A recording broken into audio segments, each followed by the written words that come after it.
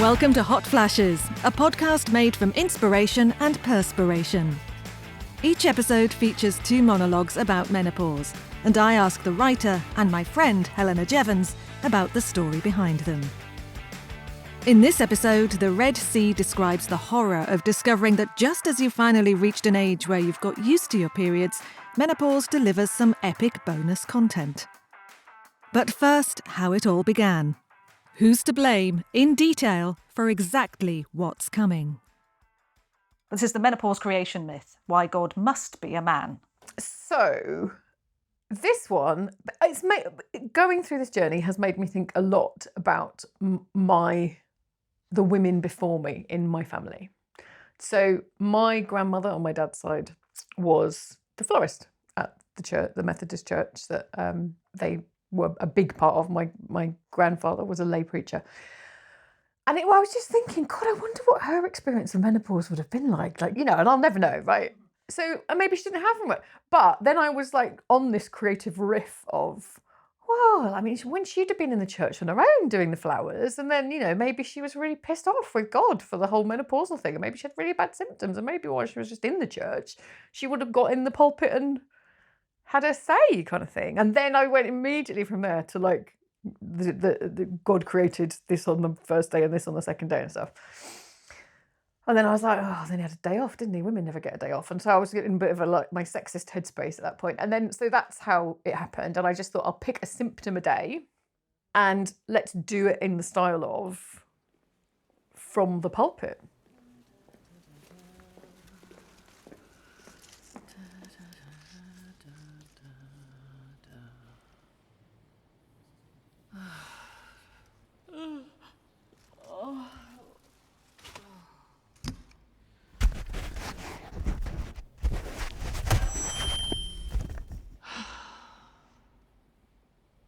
In the beginning,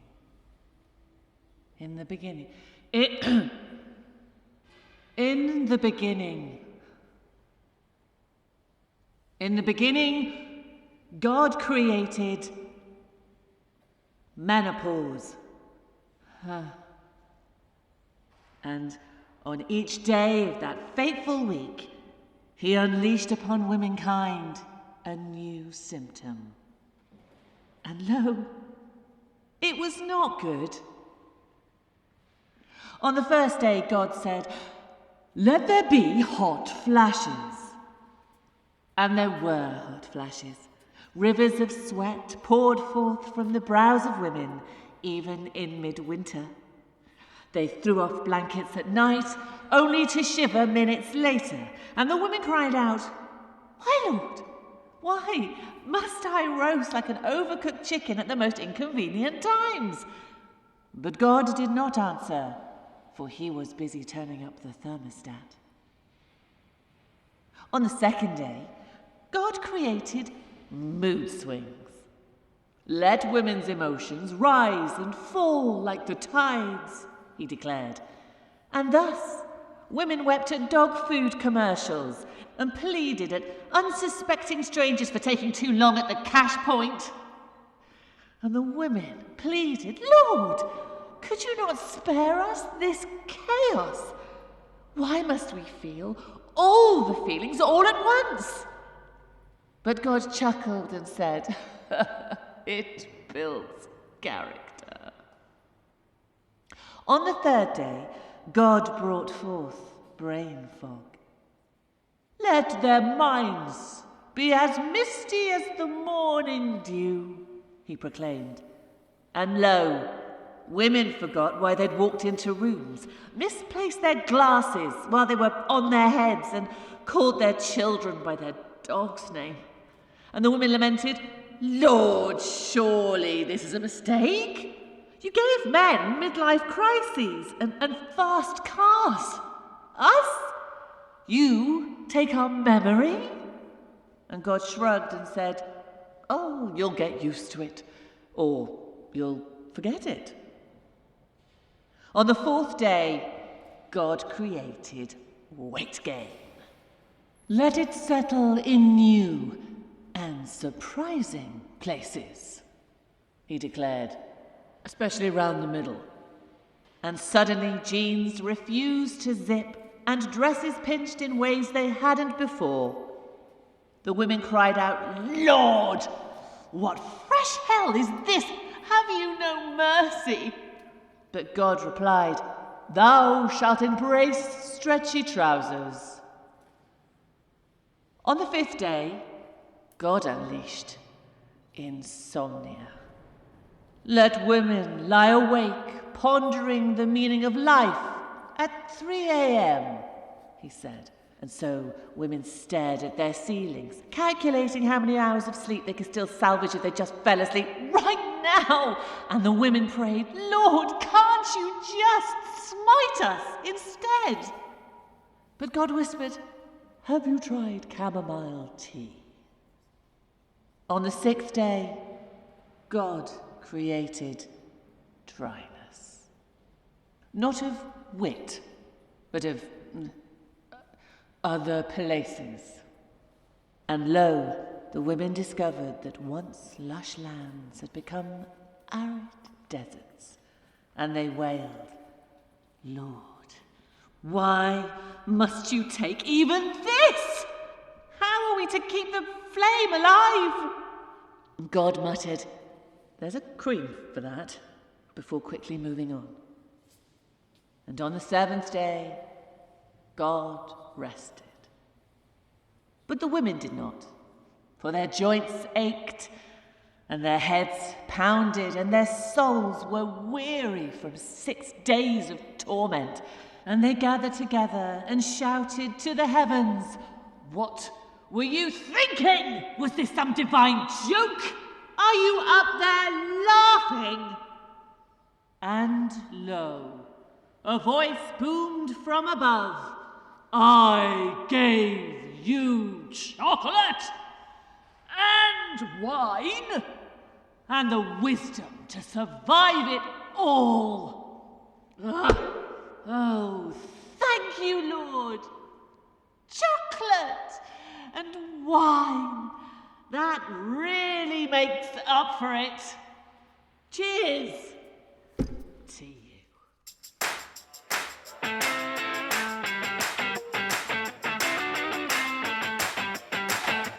Yes, the Red Sea. So this one's really about, firstly, the assault on your life that it is. Just the sheer amount of blood that starts appearing for some women, not all women, some women at this time, but a lot of women, based on my conversations. And so what felt like an interesting way to explore this one was to make this character a very, very, very posh, upper-class lady in her twin set and pearls, raising money for the donkey sanctuary. And the amount of blood doesn't discriminate whether you're in a posh suit or whether you're in, your jogging bottoms at home. And just the shock and what we've talked about already about, why did nobody tell me? Why did nobody tell me this was going to happen to me? And so it's just her talking about how horrified she was. I know she's drinking quite a lot of wine during the course of this monologue just to be able to talk about it. As we're saying, it's like people don't openly talk about it. And so it works because she's so posh and she's so used to being able to control her world and be very groomed and very there's a precision about her. And then this thing is happening with her body that she can't do anything about, and she's horrified that it's happening in front of people, and what's she going to do? But it's also then quite poignant, I think, at the end, the way that it makes her reflect on her privilege. And I won't go into any more detail about what the sketch is about, but I liked that element of the journey as well, that she had been so affronted, but then because of it, she'd really thought about the world and she'd really thought about people who were not in her position of privilege. Menopause. The change. They call it that like it's some mystical rite of passage. What they don't tell you, what no one tells you, is that it can ruin you.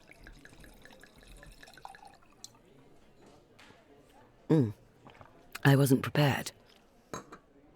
Oh, none of the brochures, the women's health columns, or those chirpy little seminars at the club warned me. Oh, they mentioned the hot flushes, the insomnia, A bit of brain fog, they said. But no one said a damn thing about the blood. The first time it happened, I thought I was dying. Truly. I stood up in the middle of a charity luncheon, lace napkin in hand, pearls perfectly arranged, and suddenly I was soaked. Not a little trickle, not an awkward stain, a veritable river that would have been terribly visible to 300 assorted generous donors to donkeys for the deaf, had my suit not fortuitously been a dark blue. Soaked. I excused myself, tottering out of the room, squeezing my thighs together so that the blood couldn't keep flowing and trail behind me, quite possibly causing Catherine's corgis to start chasing me, or licking it up. My face frozen in that mask of English politeness. And when I got to the loo, well, let's just say I had to throw my knickers in the bin and ask the lady in the next cubicle for another toilet roll, which I stuffed wholesale into my Donna Karan wide-leg pants to drive the Bentley home.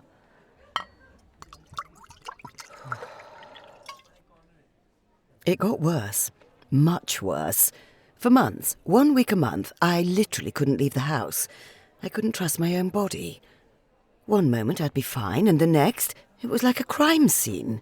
My bedsheets, my towels, my beloved Persian rug, all casualties. I became a prisoner to the bathroom. I scheduled meetings around when I could sprint to the loo, pretending I'd taken up jogging when my colleagues started asking about my frantic dashes. But the worst of it, the utter exhaustion. The torrential blood loss made me so anemic I couldn't stand without swaying. My doctor, some young thing who probably hadn't even had her first damned smear, blithely prescribed iron tablets and said it's just a phase. A phase? I was fainting in boardrooms, for God's sake. I nearly lost my job because I couldn't stay upright long enough to close a deal. And no one talks about it.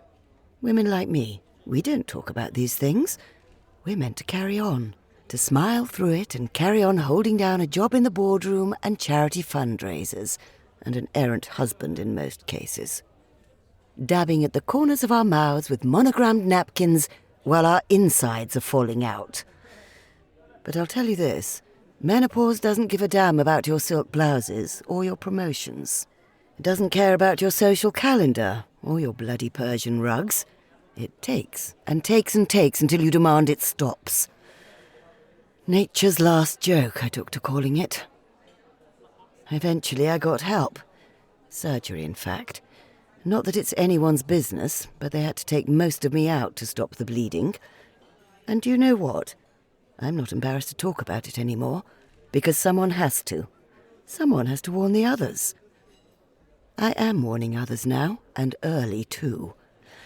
I'm supporting a charity that runs period education all over the world and supplies girls who don't even have knickers to wear with knickers and period pads. I mean, until now, I'd never thought about it. Not being able to go to school for a whole week every month because you had no knickers to start with. I'd never thought. Seems more important than anything else now, though the ladies at the club really don't like talking about it as much as the donkeys, I've noticed. I mean, it's just blood, isn't it? We wouldn't worry about talking about a cut knee or a blood transfusion. So why on earth is this kind of blood such a damn taboo? So to hell with politeness. If I can save just one woman from waking up to that much blood so unexpectedly, then let them call me crass. I'll take it. I'll bloody take it.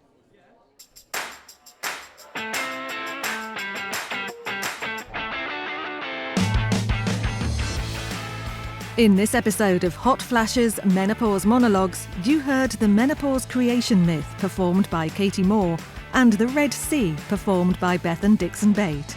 The Menopause Monologues are written by Helena Jevons. For more about the books, events and the podcast, visit hotflashes.info.